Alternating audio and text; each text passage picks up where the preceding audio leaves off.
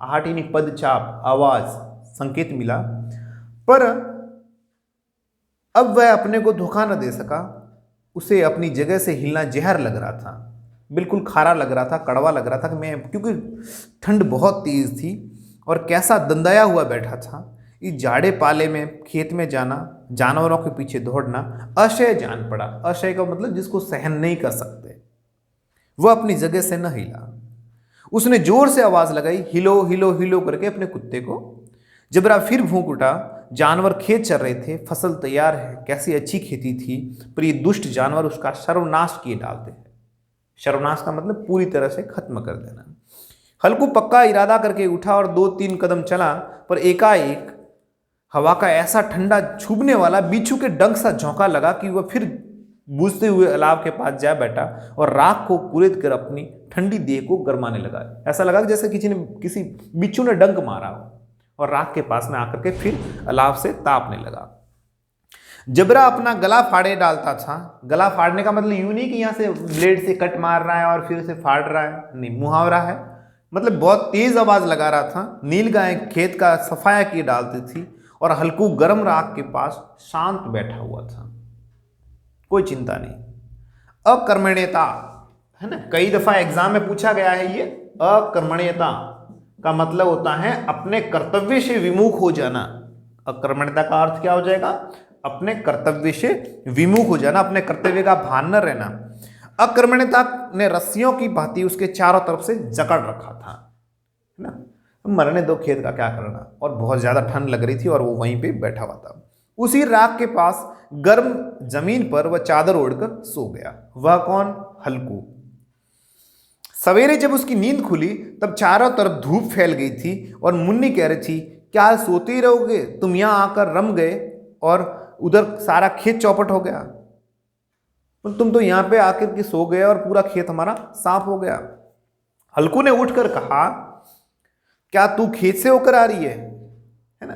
क्योंकि ये बात है उस बगीचे की, आम का जो बगीचा था ना, वहां पे सो रहे, ये खेत में नहीं सो रहे, कि तू वहां से होकर आ रही है। मुन्नी बोली, हाँ, सारे खेत का सत्यानाश हो गया। भला ऐसा भी कोई सोता है? तुम्हारे यहाँ मंडिया डालने से क्या हुआ? मंडिया डालने का मतलब होता है अपने, जिसको बोलते हैं हिंदी में बोलते हैं मचान। राजा महाराजा पहले शिकार करने के लिए इस प्रकार से बनाते थे, और स्थानीय भाषा में जिसको बोलते हैं डागड़ा या डागड़ी, उसी प्रकार से इसको मंडेया बोला है कि ये जो अपने मेड़ होती है उसके आसपास में इस प्रकार से कुछ बनाना लकड़ियों का, जिस पे बैठ के सो जाना। तो उन्होंने कहा कि तुम्हारे यहाँ मंडेया डाल के सोने से क्या मतलब निकला? हमारे खेत का तो सफाया कर लिया नील गायों ने। भला ऐसा भी कोई सोता है?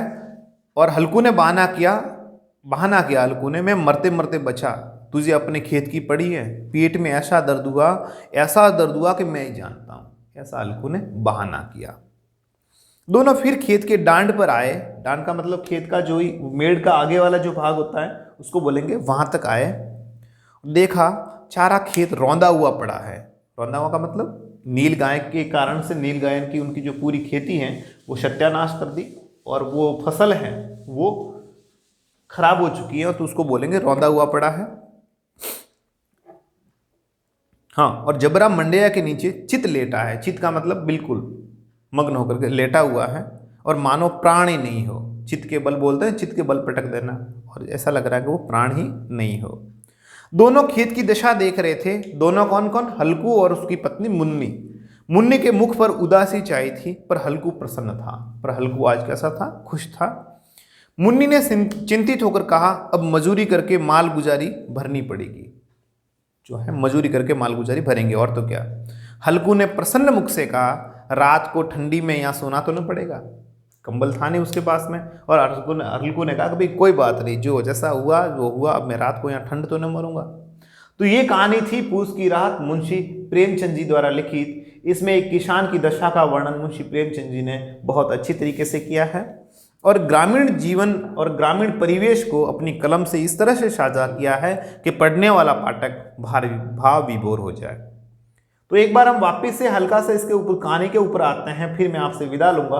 तो कहने का अर्थ ये है कि इस कहानी से संबंधित सवाल पहला ये बनता है कि मुंशी प्रेमचंद जी किसान हितैषी या ग्रामीण जीवन का किस तरह से अपनी लेखनी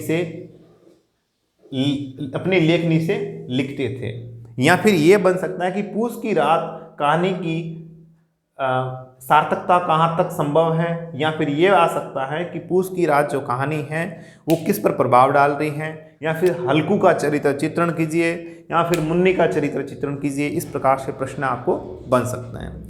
तो आपको इस कहानी को बार बार पढ़ना है ताकि आपको समझ में आ जाए कि कहानी किसके ऊपर बनी हुई है और क्या कहानी है। मैं आपसे लेता हूं विदा। मैं भरत कोराना पुनः केपी कॉलेज आवर की तरफ से आप सभी विद्यार्थियों का स्वागत करता हूं। शब्बा खैर, शुक्रिया।